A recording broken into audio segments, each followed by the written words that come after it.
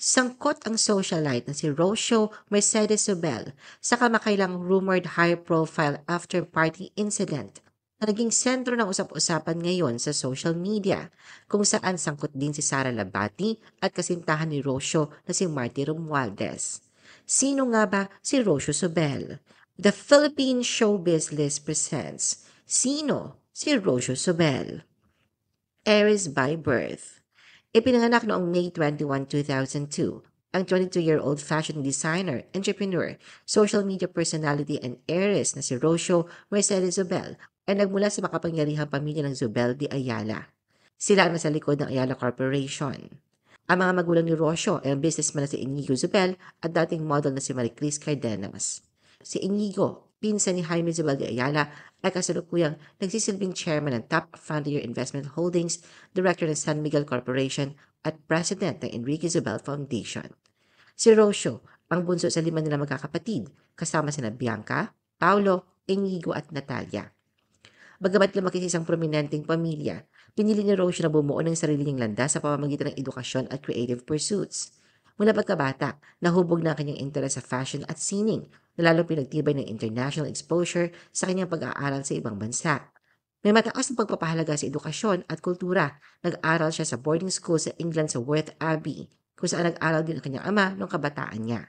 Kalaunan ay nagpatuloy si Rocio sa prestihiyosong Parsons School of Design sa New York, kung saan kumuha naman siya ng fashion design at online photography mula 2020 hanggang 2023. Kilalang isa sa pinakamahal na paaralan sa buong mundo, ang undergraduate fine arts programs ng Parsons ay tinatayang nagkakahalaga ng humigit kumulang 1.6 million pesos kada semester. Dito nahubog ni Rocio ang kanyang aesthetic sense, natutunan ng technical na aspeto ng fashion at photography at pinanday ang kanyang personal brand. Living the high society life. Bilang lumaki si Rocio sa isang pamilya ng mga business tycoon, na-expose siya sa mga high society events sa murang edad. Tulad ng kinakakatandang kapatid na si Natalia Zobel, inanyayahan si Rocio na kumatawan sa Pilipinas sa Libal de Debutant noong 2019. Kasama bilang escort si Martin Romualdez, anak ni former House Speaker Martin Romualdez. Nagmukhang prinsesa si Rocio sa kanyang stunning ball gown habang ipinagdiriwang ang kanyang debut sa international na eksklusibong okasyon. Bukod sa Libal, dumalo rin si Rocio sa mga piling events tulad ng wedding ceremony ni Natalia at Eduardo Aboitiz at sa Prada Spring Summer 2023 runway presentation. In the spotlight, Rocio's digital persona. Hindi tulad ng karamihan sa kanyang pamilya na pribado, bukas si Rocio sa pagbabahagi ng mga snippet ng kanyang buhay sa social media. Sa mabilis na pag-scroll sa kanyang Instagram, makikita na tulad ng karamihan sa kanyang edad, nag-enjoy siya sa beach trips, Instagrammable OOTDs at mga nights out kasama ang kanyang mga kaibigan. Karaniwan din siya nakikitang nakakasama sina Isabel Elizalde at Alicia Aboitiz, kapwa mga fellow heiresses sa kanyang mga outings. Tulad ng ibang kabataan, karaniwan siya nagpo-post ng Get Ready With Me clips at styling videos. Ngunit paminsan-minsan ay sumasabay din siya sa TikTok trends at gumagawa ng masayang video kasama kanyang pamilya at mga kaibigan. Sa kanyang libreng oras, nag-enjoy naman si Rocio sa luxurious vacations, pareho sa Pilipinas at sa ibang bansa. Nakapaglakbay na siya sa iba't ibang dream destinations kaya ng Mexico, Egypt, France, London at marami pang iba. Bukod sa travel, kilala rin siya sa kanyang designer wardrobe. Kanyang closet ay punong-puno ng mga high-end pieces. Rooted in family. Bagamat handa si Rocio na samantalahin ang anumang kahangahangang oportunidad sa kabilang panig ng mundo, mas pinipili niyang manatili sa Pilipinas dahil sa pagiging mas family-oriented na kanyang kasalukuyang pamumuhay. Samantala kapag hindi siya naglalaan ng oras sa pamilya o abala sa audio recordings at cover shoots, nakikilahok din si Rocio sa paddle at pickleball kasama kanyang mga kaibigan. Crafting fashion and building her brand. Si Rocio hindi lamang kumakatawan sa multi-generational na legasiya ng kanyang apelido. Bumalik siya bilang isang dalaga may sariling boses at umuusbog na entrepreneur. Matapos si Rocio ang kanyang buhay estudyante sa Big Apple, bumagal ang palipat-lipat niya sa pagitan ng pamilya sa Pilipinas at sa East Coast. Maliban na lamang kung ang Wishy, isang online styling app na kanyang pinatrabahuan, ay nag-book sa kanya para sa styling gigs sa States.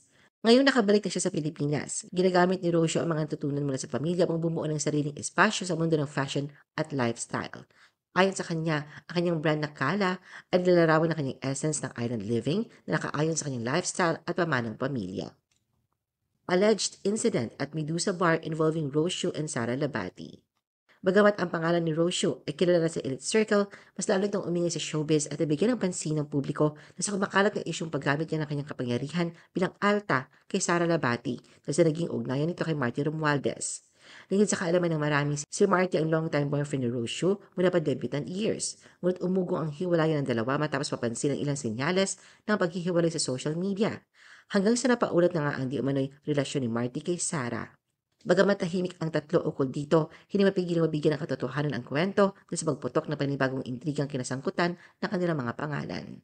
Sa katunayan, ilang araw ng mainit na pinapipiyastahan ng mga netizens online ang naganap ng insidente kung saan di umano hiniling na umalis si Sara sa Medusa Bar sa BGC Taguig sa gitna ng after party ng Tatler Philippines Ball. Nagsimula usap-usapan sa isang online forum kung saan isang user nag-ulat na nakita si Rocio na pumasok sa bar kasama ang kanyang mga kaibigan, sinundan ni Marty at kalaunan ay dumating si Sara. Ayon sa poster, agad na nagbago ang atmosphere sa loob ng bar na dumating si Sara. Di umano, ipinabatid ni Rocio sa kanyang ama ang presensya ni Sara at kaagad na nagkipag-usap sa Inigo sa staff bago siya maayos na in-escort palabas sa harap ng mga bisita.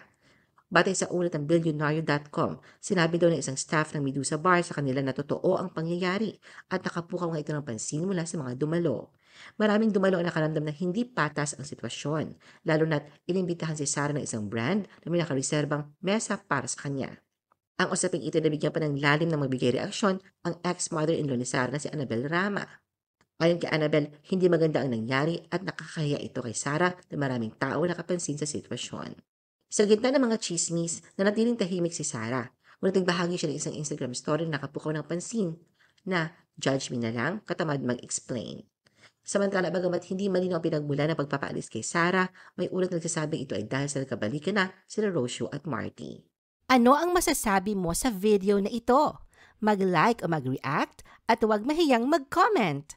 For our YouTube viewers, huwag kalimutan mag-subscribe at i-hit ang notification button. At para sa aming Facebook viewers, mag-like at follow sa aming Facebook page para updated ka sa mga showbiz chika. Thanks for watching!